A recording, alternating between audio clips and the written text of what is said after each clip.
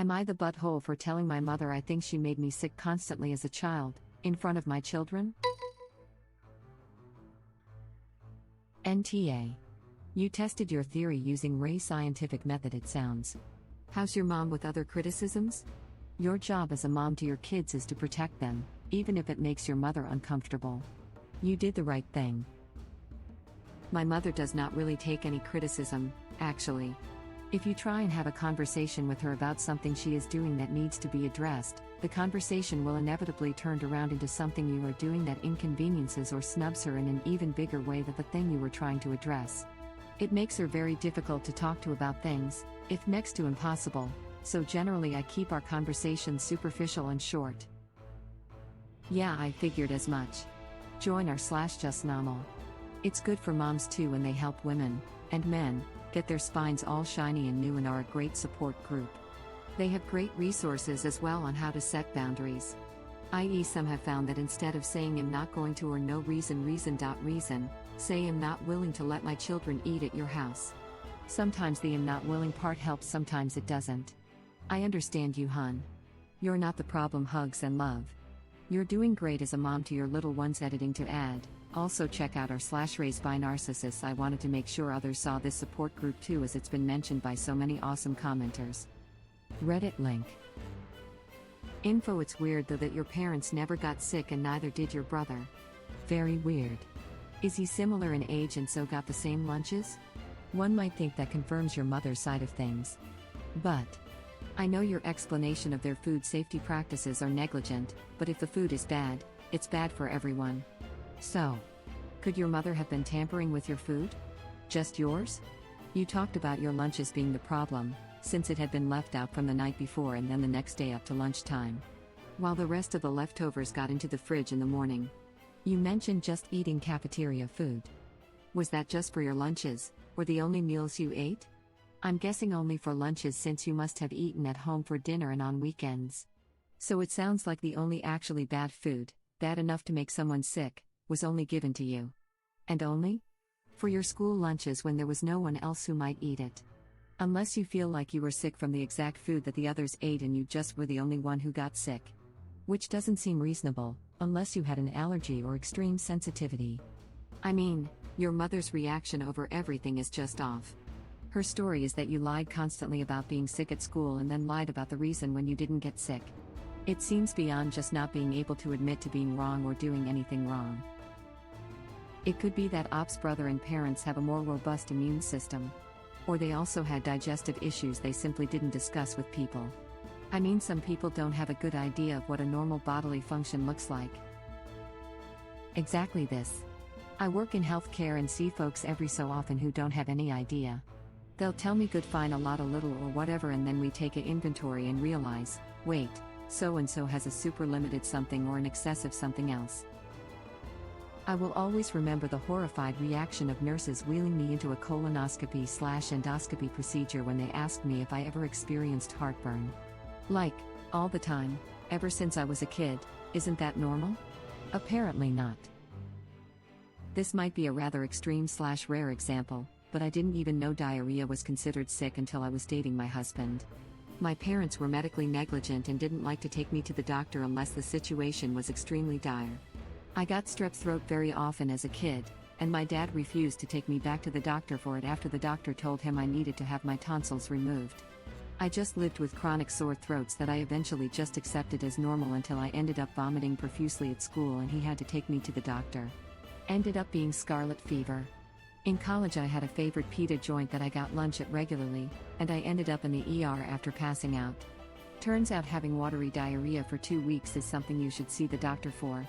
I always got alfalfa sprouts on my pitas, and apparently it's a really common source of food poisoning. I never connected the food with the fact I was pissing from my ass constantly, and I didn't even know you could have food poisoning without puking. So it's not entirely inconceivable that maybe her mom and dad were sick, but just didn't know it. Or if they have been living like this their whole lives, their bodies were used to it. Some people don't have a good idea of what a normal bodily function looks like. This. TMI, but I cannot remember a time in my life that I didn't have diarrhea. I thought that excruciating stomach cramps were the normal signal that you have to use the toilet and that everybody got them. Fast forward to getting my celiac diagnosis at 34. I had diarrhea, mouth sores, and random episodes of hives for 34 years and thought it was normal. The last 3 years going gluten-free has been a revelation. I cannot even describe how gaining healthy gut function after a lifetime of pain can improve mental health. My boyfriend had a bad case of bacterial colonitis a few years ago and ever since then had the worst digestive problems. Tums and emotidine every day. Colonoscopy showed nothing. Finally, a doctor recommended trying a gluten-free diet for a while to see if that was the problem, and yep. Acquired gluten intolerance. I don't know if either of us expected a time where he wouldn't just be sick. It was just one of those things that happened until we finally figured it out. After a while, you just kind of adjust and accept it as being normal, at least for you personally. Wish I could upvote this 1,000 times. It's so important original post knows she's doing the right thing and that her mom is being self-centered, abusive, and narcissistic. It could also kill ops kids if grandma feeds them. Your mom sounds like a narcissist who is using she denies she did anything wrong, attacks you, and then reverses victim and offender to make herself the victim in the situation to avoid ever taking responsibility for her offending actions. Also, not the butthole by any stretch. Web link. NTA, I've only had food poisoning once in my life, however it got so bad that I was one day away from being taken to the ER. If you have reason to believe that your mom does not handle food properly, and her actions could impact your children negatively, then don't risk their health by giving them her food. You've tried telling her this a long time ago. If she would have just made a few small changes, then everything would have been sorted. Instead, her ego got the better of her and she shifted the blame onto you, the victim. Her not being trusted now is a direct consequence of her actions. NTA et al. Up. Please keep your children away from your mother's disgusting and unsanitary food practices. You weren't diagnosed at the doctor because they were testing for allergies. There is no way to test for food poisoning unless you are testing the food. It is basically common knowledge that they teach in school, not a conspiracy, that the way your mother treats and stores food is unsafe and can cause people serious illness. Some people are more susceptible than it to others, but it is dangerous for anyone. You're not overreacting. Please don't let your children be exposed to the same thing that you were as a child. No child should have to go through that, especially with gaslighting from their mother. You didn't ruin a fundamental trust the kids have in their grandma.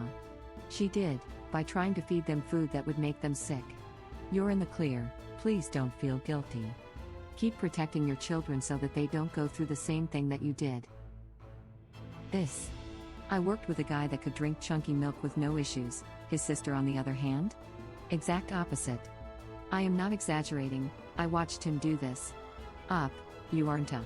Tell your family that you are not willing to put your children through the pain that you went through because your parents were too lazy/didn't care enough to be careful with food. And seriously, I can't believe that your parents kept punishing you for what they did to you. Edit word. I'm less grossed out that he could, and more that he would. Gag City over here thinking about it. Same. It didn't even faze him. He poured that into his coffee and I'm all, hey. He just looked at it, shrugged and drank it, floaties and all. Floaties and all. Jesus, I can't unread that. Y'all, that was around 1983 to 5. I don't think that I'll ever really forget it. Smiley face, grimacing face, smiley face. I legit gagged for 2 minutes over here reading that sentence. I'm more on the iron stomach spectrum of things, but once milk goes a little bit bad, I'm out. God, that is horrifying. My sister would eat barbecue chicken that had been in the fridge for over a week with no consequences. She had a gut of steel. Same. One time when my family was visiting me at college, we decided to go to this pizza spot that I'd never been to. I was throwing up less than 3 hours later. Everyone in my family wound up with food poisoning except my youngest sister. She was the only one not throwing up. That restaurant was shut down years ago, and to this day we all agree that her stomach is basically a cast iron skillet. Hell, one time my school decided to serve lamb burgers for lunch. A bunch of my friends had them and then spent the next day at home with food poisoning. They never served them again. Me? I had one and thought it was delicious. Didn't have any symptoms at all. I can eat just about anything and never really have gastrointestinal issues. My wife, not so much. If anything's slightly undercooked or she just eats too much lactose or even stuff like raw onion and she suffers for days. I'm pretty lax with food. If I smell it and it seems okay, then I'll eat it. I would draw the line with Op's mother, like food that's been left in the car, then cooked, left overnight on the worktop and then in a backpack for half a day is food poisoning waiting to happen. I accidentally poisoned my boyfriend with brownies that weren't cooked through to the middle. That amount of raw egg put him out of commission for like 2 days. I ate way more than him and I was fine. I'm like your wife. My first GI specialist described my GI tract as being the most sensitive one she'd ever encountered that didn't have any pathological issues. Just super sensitive and way overreactive to, well, anything remotely irritating, really. And she was a teaching attending at a top university hospital, so she had seen some crap. GI specialist, she had seen some crap. I see what you did there. I agree with everything above, but also, you had some pretty serious reactions and this was the food you grew up on. Your kids are not accustomed to spoiled food and it could potentially impact them far worse. Their safety is more important than her feelings. NTA food poisoning can kill people, and the young, elderly, and infirm are at a higher risk. Your mother's food safety habits are atrocious. I can only imagine what Gordon Ramsay would have to say to her. I have a couple of pieces of bread if you need them for a Ramsay special. Okay, but no joke, Kitchen Nightmares came out the year I moved out. I remember sitting on a pile of blankets, eating a cup noodle on the floor of my empty studio and binging this show on my school laptop, and just reminding myself I wasn't insane. So please know that this comment was really important to me. Seriously, the way your mom handles food is scary. I'm sure you're familiar then with how crazy Gordon goes about food safety. It's because it can literally kill people if food isn't handled properly. If she didn't give two hoots about storing it properly, she probably wasn't caring about keeping other things safe as well, like not cross-contaminating after handling raw meat or not covering something so it stays safe from bugs. You wouldn't want your kids to have to go through the pain of getting a serious bout of food poisoning or some sort of parasite because your mother gaslighted you into not following your instincts. Honestly, she sounds unwell and very cluster B. Little kids can literally die from dehydration if they vomit/diarrhea too much. Just look at cholera, so this is also a valid concern. Thank you for watching. If you like our videos, please like them on YouTube. And share them with your friends. Please subscribe to be the first to know about Red Rabbit Reader's new videos. We welcome your comments below. Another of our videos will begin shortly.